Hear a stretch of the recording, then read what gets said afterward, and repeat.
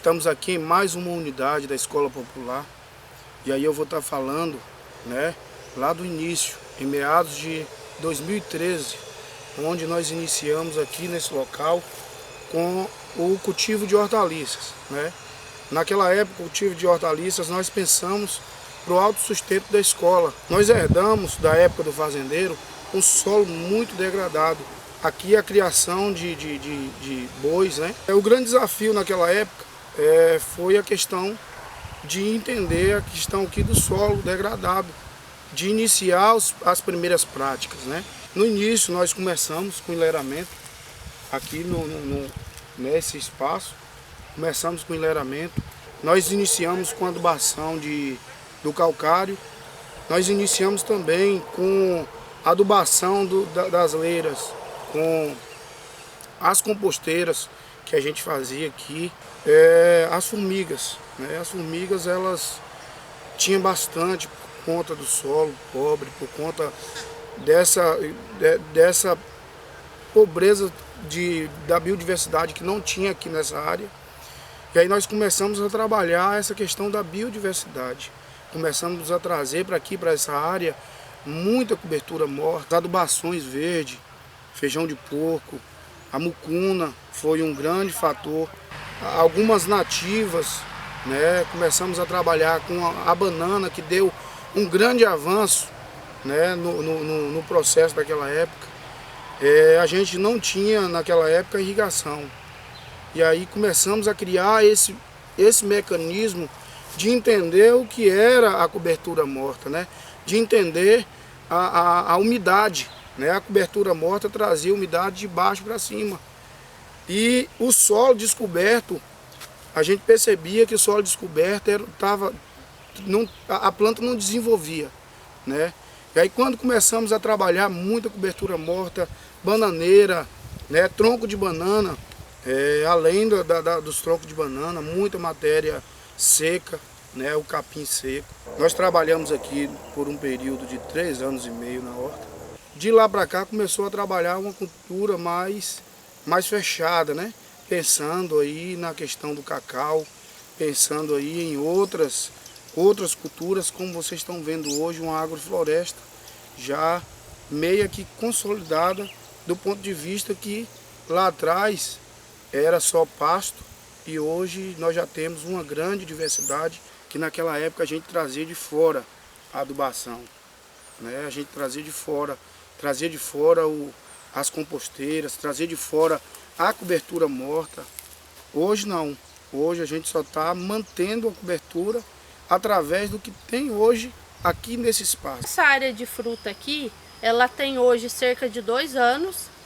Inicialmente, essa área a vegetação dela era principalmente braquiária, e um dos grandes desafios que a gente tem de uma maneira geral aqui no extremo sul são solos geralmente com alto nível de degradação, em especial que essa área era uma antiga fazenda de criação de gado. Então, nesse sentido, inicialmente a escola faz uma análise de solo para ver como que tá os níveis de nutriente, e a partir dessa análise de solo tem se recomendado aí na faixa de 1 tonelada de calcário por hectare nessas áreas, no momento do preparo inicial. E a escola tem trabalhado também com a adubação fosfatada, a partir do fosfato natural e uma adubação com fosfato localizada. Então, inicialmente, após a calagem, foi feito nessa área o plantio de adubação verde, na perspectiva de quê? De melhorar um pouco a qualidade desse solo para depois entrar com o cultivo das frutíferas. E aí, no momento da implantação das frutíferas, se teve um cuidado também de marcar as linhas de cultivo a partir da curva de nível. E então se iniciou essa área aqui com o plantio das goiabas, depois foi se inserindo as bananeiras, graviola, caju, acerola. E outra preocupação que a gente tem no início da implantação dessas áreas é a inserção de quebra-vento, para diminuir a perda de água desse sistema. Segundo a professora Ana Primavesi, num ambiente aberto, de pasto e até de cultivo que não se tem o quebra-vento, você pode perder de água até 750 milímetros por ano. Então, fazer esse quebra-vento ajuda a manter a umidade no sistema. Então, essa umidade é importante não só para as plantas, mas também para o solo. Um dos grandes legados que a professora Ana Primavesi deixou, desde o começo da sua atuação aqui no Brasil, nos solos tropicais, foi essa questão do solo vivo. Então, nessa área, nas entrelinhas, as ervas espontâneas, elas crescem naturalmente. Então, a partir do crescimento dessas ervas espontâneas, o manejo que é realizado nessas entrelinhas de cultivo é a roçagem, na perspectiva de depositar depois esse material dessas ervas espontâneas sobre o solo, mantendo esse solo coberto. O solo, ele é vivo. Então, quando o solo fica exposto, essa vida ela acaba não sobrevivendo a essas condições. Assim, a vida do solo ela pode ser dividida a partir do tamanho dos organismos que estão presentes no solo. Então, a gente tem desde da microflora, que é composta aí principalmente por fungos e bactérias, principalmente a bactéria. A olho nu a gente não consegue ver, a gente precisa de um equipamento, um microscópio para estar analisando, mas através da meso e macrofauna do solo, que aí já são organismos de tamanho maior, em especial a macrofauna, que inclui as minhocas, os colêmbulos, que é os piolhos de cobra, os tatuzinhos, a própria aranha, já são macrofauna, organismos maiores que nos indicam que a vida abaixo, os outros micro-organismos de menores tamanhos, possivelmente eles estão presentes.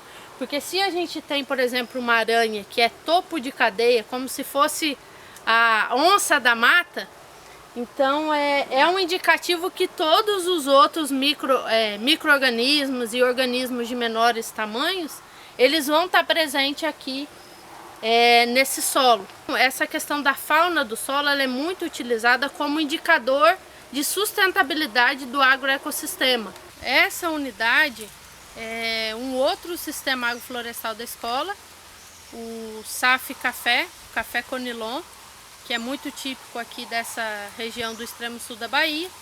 E nessa unidade, o setor produtivo da escola plantou 3 linhas de café, e a cada 3 linhas de café espaçadas aí a 3 metros entre linha, se colocou uma linha de diversidade com espécies nativas, plantadas de meio e meio metro, e com uma diversidade muito elevada, não só de espécies, mas essa questão do extrato.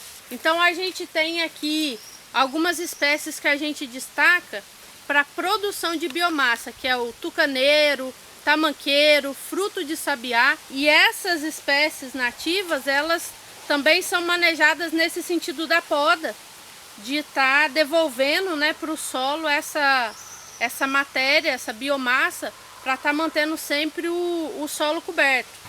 Outra questão que foi trabalhada aqui foi o cultivo de espécies alimentares, muito numa perspectiva que essa unidade ela visa trazer elementos práticos que atendam às demandas das famílias camponesas dessa região. Então, assim, o café ele começa a produzir com 2 anos. Foi a primeira colheita, foi esse ano. Então, nesse intervalo é importante as famílias ter também uma segunda renda. Então, se entrou aqui com milho e com feijão consorciado. E aí, numa perspectiva também de revolver o solo o mínimo possível. Um elemento que a gente quer destacar, aqui a gente retirou algumas folhas e pseudocaules da bananeira que estavam aqui organizados na linha de cultivo, e a gente observa alguns elementos importantes aqui. Por exemplo, o primeiro é a questão da umidade dessa área que estava coberta e a umidade dessa área aqui que o solo está exposto. Então, o primeiro ponto, a gente vê que esse solo descoberto, ele tem uma menor umidade. Isso são coprólitos, ou seja, as fezes da minhoca. Então, a minhoca, o anelídeo, e faz parte da macrofauna do solo. Então ela é uma indicadora de solo de qualidade. Se não tivesse essa matéria orgânica aqui contribuindo nesse processo da umidade e manutenção de uma temperatura mais amena, a gente não encontraria esses cropólitos aqui de minhoca. Tem essa capacidade também de aerar o solo, ela vai abrindo galerias, então ela contribui com essa questão da agregação do solo, e sem contar que ela produz o que a gente chama de humus de minhoca. Eles não se desfazem facilmente. Então o ideal era que a gente tivesse todo o solo nesse estado aqui. Então um grande desafio que a gente tem do manejo agroecológico é produzir bastante biomassa, então ter essas espécies com alto potencial de produção de biomassa para a gente ir cobrindo todo esse solo, para garantir essa questão da vida e do solo glumoso que a professora Ana Primavesi tanto nos fala. Aqui, no momento que a gente foi cavar com o enxadão, só de bater o enxadão a gente percebe a diferença que a gente tinha naquela área que estava coberta com aqui os resíduos da bananeira e a área que o solo estava descoberto. Outro detalhe que a gente queria trazer dessa questão do solo tá fofo é a questão da chuva e da infiltração da água no agroecossistema. Mas num solo que está altamente compactado e descoberto, o que acontece? O impacto direto da gota da chuva sobre o solo, ele compacta ainda mais esse solo, podendo causar ali o selamento superficial. E aí o que acontece? A água não infiltra. A água não infiltra, então o que vai acontecer? Vai acontecer as enchentes. Essa água vai parar lá na parte mais baixa do relevo, causando enchente, assoreamento, porque aí a água não infiltra, ela começa a acumular e vai causando a erosão, vai carregando o solo, vai carregando matéria orgânica. Então aqui a gente pegou uma parte daquele solo que estava coberto e nele aqui a gente consegue ver, ó, alguns poros que são importantes para a aeração desse solo. E por que é importante a aeração do solo? Porque as raízes das plantas também respiram. Então, se a raiz das plantas não consegue respirar, todo o funcionamento e metabolismo da planta, ele é prejudicado. Olha a facilidade que eu consigo desfazer esse torrão de solo. E conforme eu vou aqui, ó, fazendo uma leve fricção sobre esse torrão, eu vou conseguindo desboroar ele em agregados menores. Mas eu tenho uma facilidade, eu sinto uma maior umidade. Agora, se eu pego aqui, ó, um solo que já está exposto e que tem essa maior questão do ressecamento e que a vida do solo fica restrita, eu vejo que a umidade está menor e eu já preciso fazer uma força um pouco maior para desfazer esse torrão. Então isso é um indicativo que a vida do solo ela está mais presente lá do que aqui. A importância da gente ter essa biodiversidade nos sistemas de produção está muito associada também com a manutenção e a diversificação da vida do solo.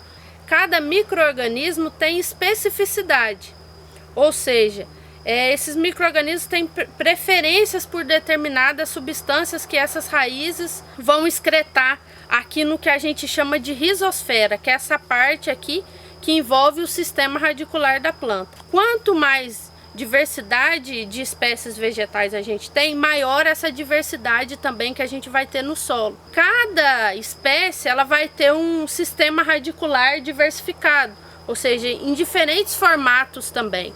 Então, por exemplo, aqui o caju. O caju ele vai ter um sistema radicular diferenciado do sistema radicular da banana, diferenciado ali do andu. Então aqui, o que a gente observa dessa questão da agregação? Além dessa questão de manter o solo coberto e de devolver sempre a matéria orgânica para alimentar essa vida do solo e manter ela, no sistema em volta aqui do sistema radicular a gente vai ter também uma maior quantidade de vida. Então quando a gente for avaliar a agregação, a gente nota que ao redor das plantas aqui do sistema radicular, essa agregação do solo ela é maior. Então qual que é a importância disso? Para a gente entender que o importante é a gente ter todo o espaço coberto por diferentes espécies. Se a gente comparar plantas de um solo compactado e um solo fofo, o sistema radicular de um solo fofo de uma planta pode ser até 3 vezes maior do que um solo compactado. Então, mesmo que no manejo agroecológico a gente não esteja colocando toneladas e toneladas de adubos minerais de alta solubilidade, essa planta, como ela tem um sistema radicular mais desenvolvido, mais profundo, ela consegue absorver os minerais e a água que ela precisa, e fica uma planta também mais resistente aos intempéries, por exemplo, a uma estiagem. E aí, nesse sentido, a planta ela fica mais saudável. E uma planta saudável, ela é mais resistente ao ataque de pragas e doenças. Então, nesse processo da transição, pode ocorrer a incidência de algumas pragas e doenças, mas muito para nos trazer alguns elementos para a gente entender o que ainda está de errado no nosso sistema, o que a gente precisa melhorar no nosso sistema. Então, muitas dessas pragas e doenças, elas são indicadoras de um processo de degradação do solo.